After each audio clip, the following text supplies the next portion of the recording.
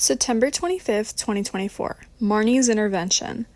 Concerned about Marnie's erratic behavior and escalating substance use, Don calls Michelle and Cara into his office to propose a bold solution, an intervention. With quiet urgency, they gather a group of Marnie's mutual friends and her estranged older sister, Rebecca, whom she hasn't spoken to in years. The meeting takes place at Cara's house, where Don opens with a heartfelt speech just as Marnie arrives, visibly defensive and deep in denial. Good afternoon, ladies. I'm hoping you can help me with something.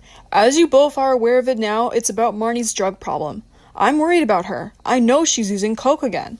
She's a horrible person who doesn't deserve my help, Michelle shook her head. Cara reached for Michelle's hand. We'll do anything we can to help her. What should we do? Michelle shot a glare at Cara invitingly. I thought this suspension would have at least taught her something, but it appears that I'm wrong. Don took a deep breath. The suspension only taught her that she was a bad principal and needed to fix her behavior. She didn't get any help for her substance abuse, Don sighed. Like an intervention? Cara suggested. Exactly that. However, I'm not sure where to start. That's why I was hoping you girls could help me. Michelle let out a loud huff. Oh, please. Why would I want to help such a terrible person? She ruined our lives. Our careers, if that. She's done horrible things in the past. If she can't change, never mind apologize for her mistakes, I don't think she deserves our help, Michelle said honestly. Michelle, that is definitely not the type of attitude you should have. While we discuss this intervention, you need to have an open mind. Put the past aside and help your friend, Don lectured. Help my friend? Don, are you kidding? Marnie is not my friend. Let's keep things professional. I would not hang out with her outside of work, let alone have her in my house for dinner. She's not a friend. She's a nuisance. I'd be embarrassed to be helping her, Michelle shouted. Michelle, please calm down. All I'm asking for is a favor. In fact, seeing as though you're acting this way, there is no choice. If you were struggling and in a bad place, wouldn't you want someone to be there for you?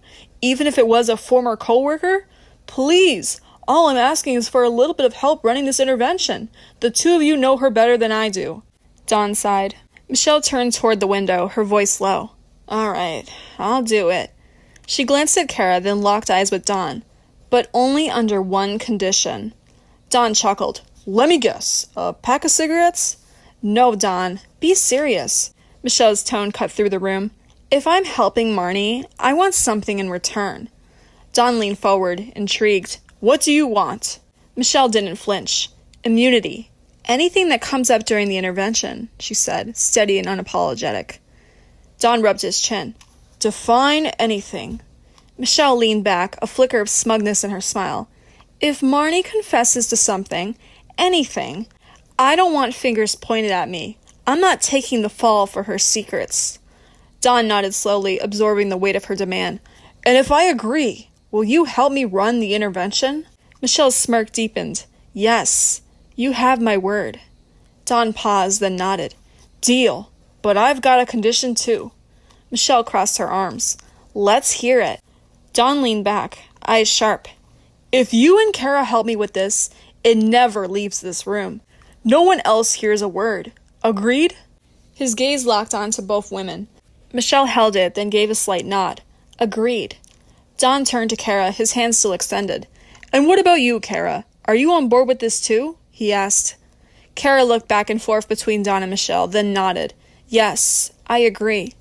Don leaned forward in his chair, looking between Cara and Michelle.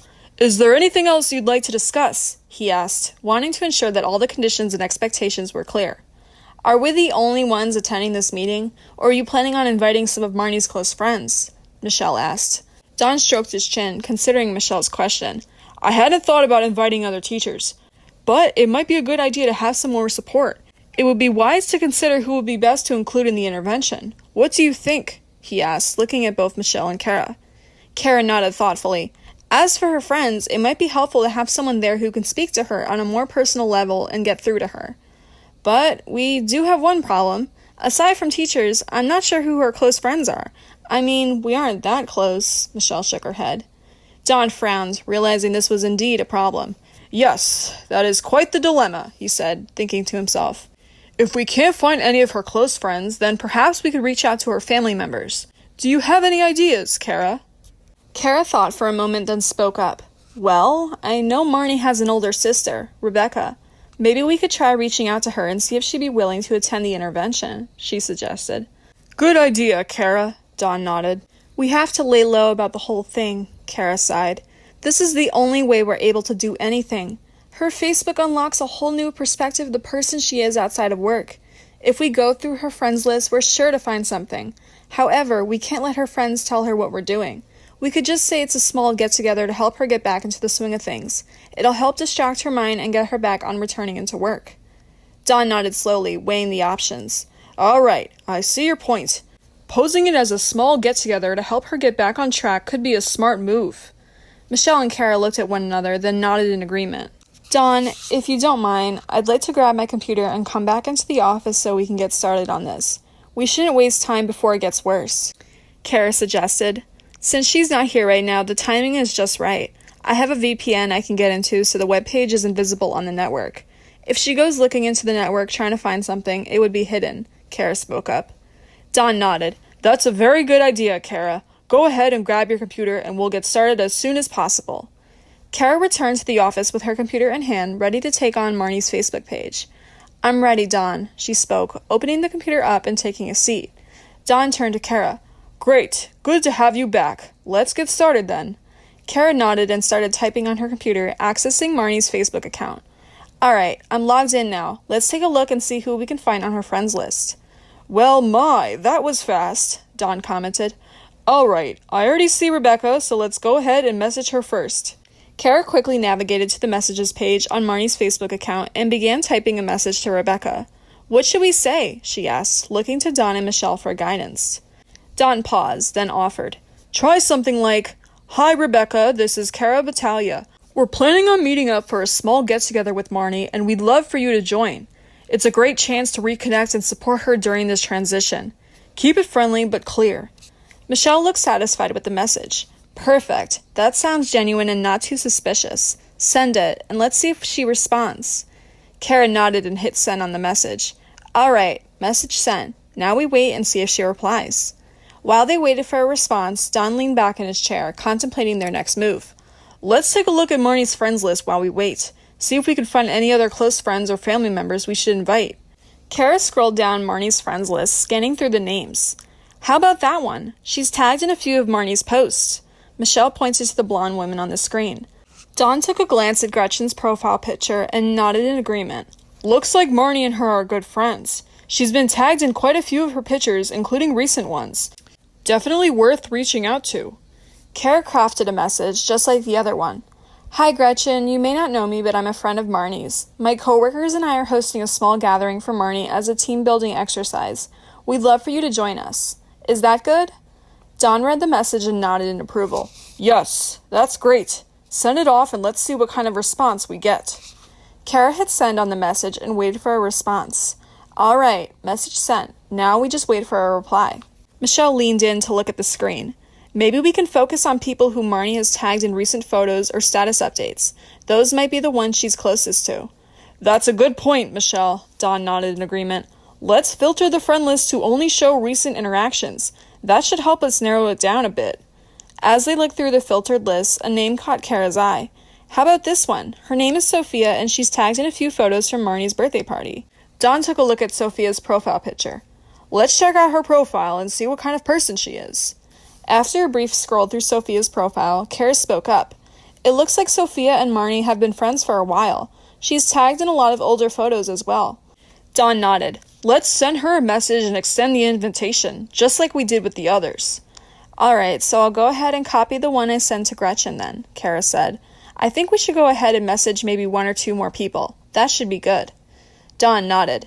Yeah, that's a good plan. We don't want to overwhelm Marnie with too many options.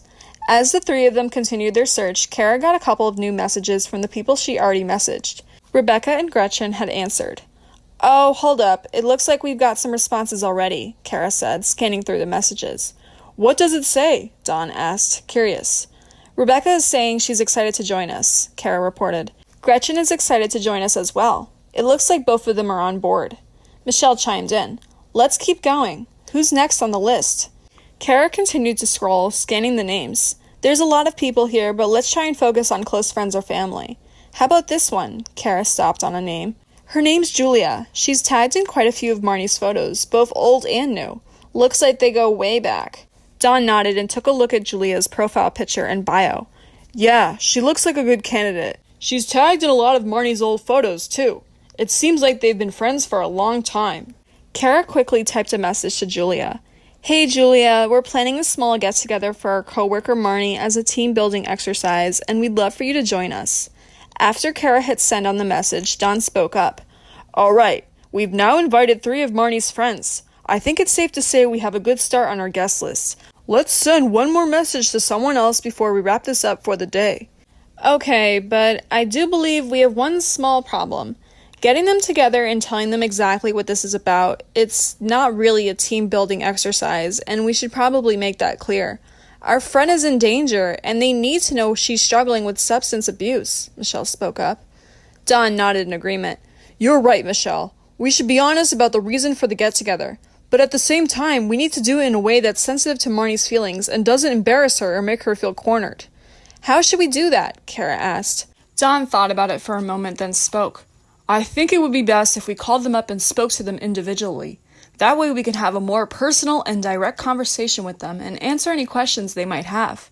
We can also explain the situation and the reasons for inviting them to the get-together. Okay, so maybe we should go in order with the first person we messaged. Rebecca, maybe? Should I ask her for her number? Don nodded. Yes, that's a good plan. Go ahead and message her by asking for her number so we can call her. Cara took a deep breath and began crafting another message to Rebecca. Great. Glad you could make it. Would you mind sending me your number so we can have a quick phone conversation about the event? Once the message was sent to Rebecca, Cara waited for a response, hoping she would oblige with her phone number. A few minutes passed, and then a response from Rebecca appeared on the screen. Cara smiled as she saw the response. Great. She gave us her number. Let's give her a call and start having the necessary conversations with Marnie's friends. All right, Cara. Are you ready? Don asked. Cara nodded confidently. Yes, I'm ready. Let's go ahead and call Rebecca. Remember, we're here to help Marnie. We just need to approach this conversation with honesty and sensitivity. Cara went ahead and dialed Rebecca's number, taking a deep breath. Hi, Rebecca. It's Cara from Marnie's work, Cara said, trying to keep her voice pleasant and calm. Thank you so much for agreeing to come to the get-together we're planning for Marnie. Rebecca responded with a cheerful tone over the phone. Oh, absolutely. I'm happy to be there. Is everything okay with Marnie? Cara tried to remain calm and casual as she decided to tackle the question directly. Well, that's actually what I wanted to talk to you about. It's nothing too serious, but we've noticed Marnie acting a bit off lately. We think she could use a little support and encouragement, and we thought a get-together with her friends would be a wonderful way to give her that boost she needs. Rebecca's voice grew serious and concerned through the phone. What kind of off are we talking about? Cara, if I may? Don asked, as Cara nodded her head. Hi, Rebecca. My name is Don Cesar, and I am Marnie's assistant at her job. This is actually a lot more serious than it sounds. Marnie's been taking a substance at work to cope with her stress. We've been pretty worried about her. I placed her on suspension hoping she would get the help she needs, but unfortunately it seems that she's gotten nowhere. She's done quite a bit of damage to our school, and her behavior has been so bad she's lashed out on a few of our teachers, including Cara. Marnie's in denial about using coke in her office, Don explained, taking a deep breath. There was a moment of silence on the other end of the line before Rebecca's voice came through, filled with disbelief. What? Marnie's doing drugs? And she's been lashing out on teachers? Yes. We had a professional development meeting last week following an incident with 2 of our teachers committing an intimate act on campus. Marnie went ahead and did 2 lines of coke before the meeting, and then another 2 in between before ruling out a suspension to one of our teachers. She lashed out on her, causing a bit of a debacle, and that's when I chose to suspend her for the safety of our teachers. As a former board member, school is my top priority. However, I cannot say the same for Marnie. Drugs are more important to her. I voiced to her that I cared, and I wanted to see her get help, but she hasn't done anything. Rebecca's voice was filled with disbelief and shock over the phone. I had no idea things were this serious. I knew Marnie had been dealing with some stress at work, but I never thought it had escalated to this point. She's been using drugs at work and attacked her colleagues? This is just unbelievable. There was another moment of silence as Rebecca seemed to be processing the information. This is just insane. I don't understand. Marnie has never been like this before. She's always been so together, so responsible.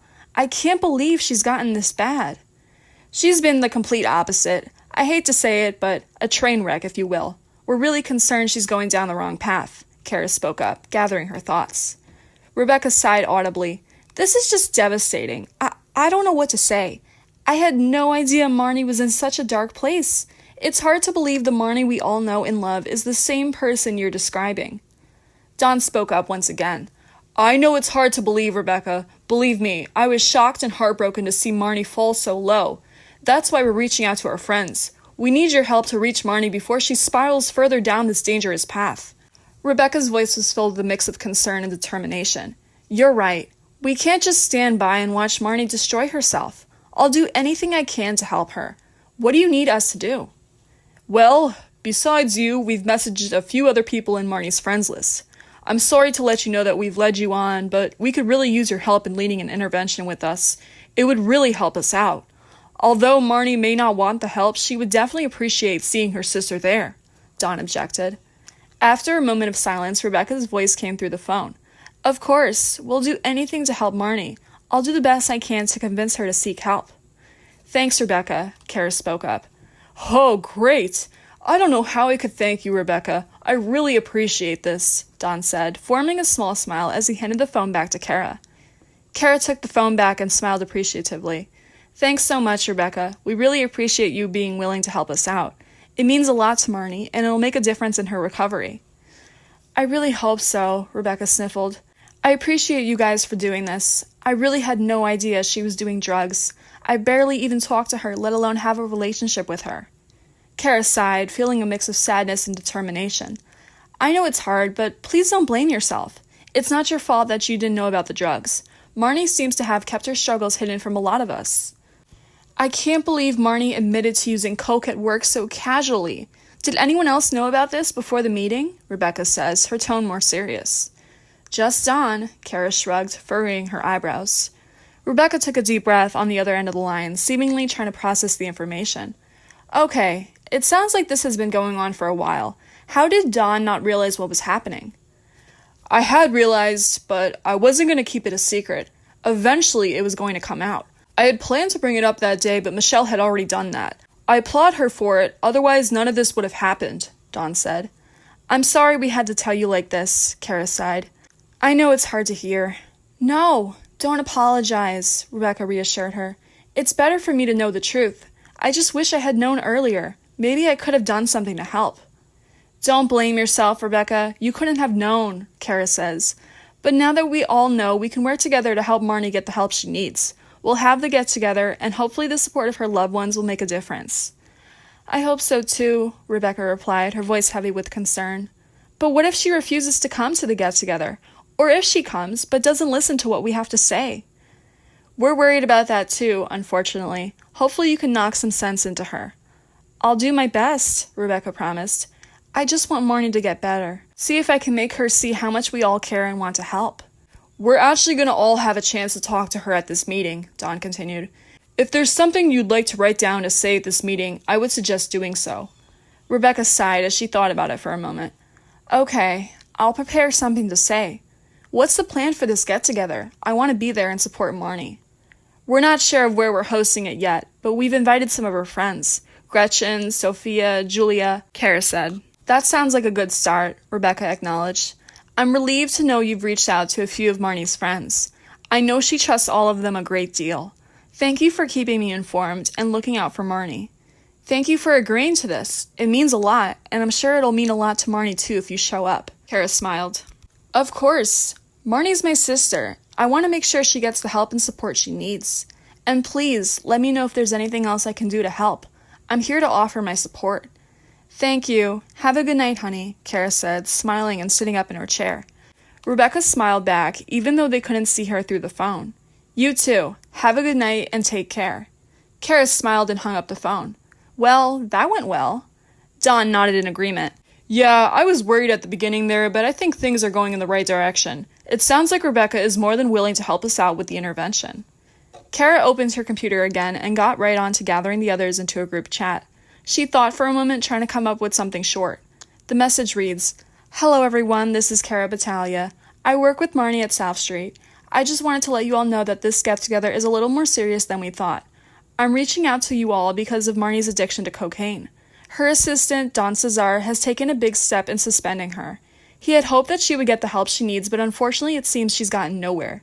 She's done quite a bit of damage to our school, and her behavior has been so bad she's attacked her fellow colleagues. We had a professional development meeting last week following an incident with 2 of our colleagues committing an intimate act on campus. Marnie went ahead and did 2 lines of coke before the meeting, and then another 2 in between before ruling out suspensions. After an unprofessional disagreement, Don stepped in to suspend her. She tried to say he couldn't run the school on his own and that she would do a way better job, but she hasn't in the past few months, and it shows. We're reaching out to you all because we need your help. It hurts us all to see Marnie going down this path, so we all hope you will join us at our intervention. As soon as we get the location and time down, we will all let you know. We hope that you will be able to join us. Does that look good? Cara asked, typing away as Don read over her shoulder. Don nodded in approval. Yeah, that looks good. It's short, to the point, and covers the important details we need to share. I think it's a good start for letting them know what's going on and why we need their help. Cara went ahead and sent the message, letting out a sigh of relief and hoping that her friends could help. Don smiled reassuringly, patting her on the shoulder. Good job, Cara. Hopefully they'll respond soon and we can start planning the intervention. Cara sent the message, and the trio waited patiently for a response from the others. It was now late in the evening, and they knew it might take a while. Don leaned back in his chair and let out a small sigh. After a few minutes, Cara checked her messages again. Looks like a few of them responded, Cara nodded. Don looked over Cara's shoulder. He felt a mix of anxiety and hope as he waited to see the responses. Cara scanned the messages, reading the responses out loud. Well, this is good. Looks like they're all willing to help us. Don's shoulders relaxed a bit as he heard that the girls were willing to help. That's good, he said, feeling a small sense of relief. It seems as though they are all shocked to hear the news about Marnie. It's a sad thing to hear that one of your closest friends is going down the wrong path, Michelle sighed. Don nodded in agreement. Yeah, it's hard to believe it's true.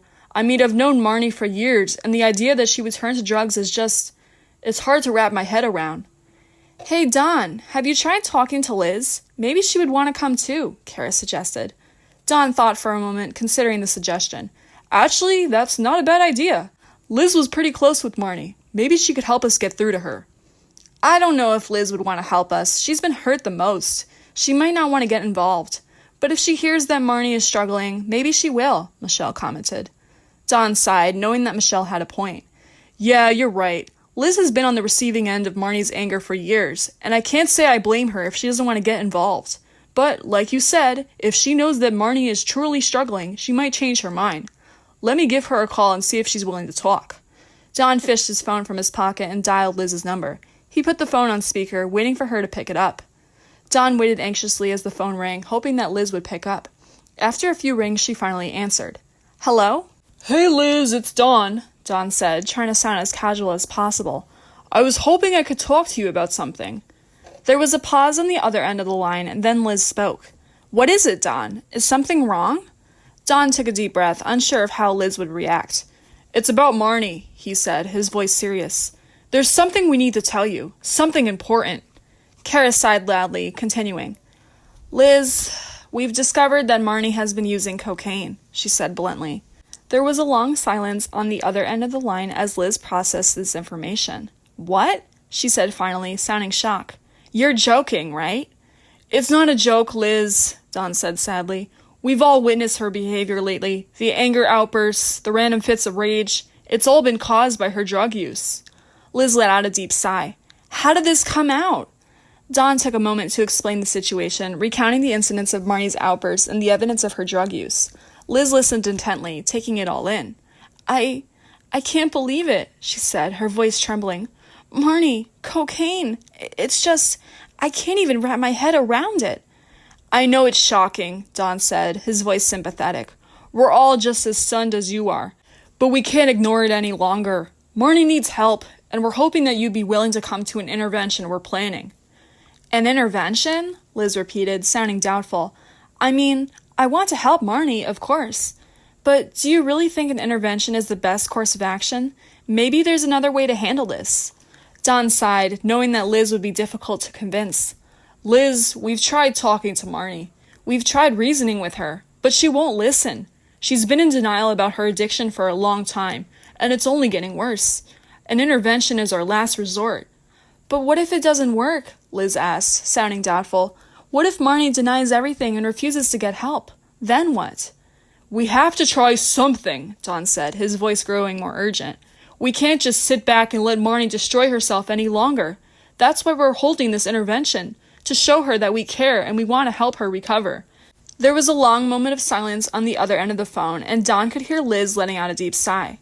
"Fine, I'll come," she said finally, sounding resigned. "But I'm warning you, Marnie might not react well to seeing me there." "I understand that," Dawn said, trying to keep his voice calm and reassuring. "But we're hoping that if we all come together and show Marnie how much we care about her, she'll be more likely to listen to us. And if she does react negatively, at least we'll be there to support her and offer her a way out of this mess." Liz sighed heavily, sounding wary. "Fine," she said finally. "I'll come to the intervention, but I can't make any promises about how Marnie will react. If she attacks me, I'm out of there." Don nodded, feeling a sense of relief that Liz had agreed to come. "Thank you, Liz," he said sincerely. "Marnie needs all the help she can get right now, and your presence will be incredibly valuable." "Just remember, Liz," Don continued, "we're doing this because we care about Marnie, and we want to help her. Try to approach her with compassion and understanding, even if she lashes out on you. We need her to know that we're here for her, regardless of what she's done." "Who else is going?" Liz raised an eyebrow. Don paused for a moment, trying to remember who had agreed to attend. "So far, we've got confirmed responses from Rebecca, Marnie's sister, some of her closest friends, Sophia, Julia, and Gretchen," he said finally. "Everyone is on board to help Marnie, and we're hoping your presence will make a difference too." "I'll be there. Just let me know the time and place, and I'll meet you all there," Liz says firmly. "I'll text you the details. We're unsure of where we're meeting as of right now. We're not sure if we should do it in the comfort of her own house or somewhere private, but definitely not in the school," Don objected. "Yeah, definitely not at the school," Liz agreed. "It's too public, and Marnie needs privacy right now. Her house might be the best option, but we need to make sure no one else is there." "We'll make sure it's just us, and Marnie, of course," Don assured her. "All right, that sounds good," Liz said, sounding a bit more comforted by the plan.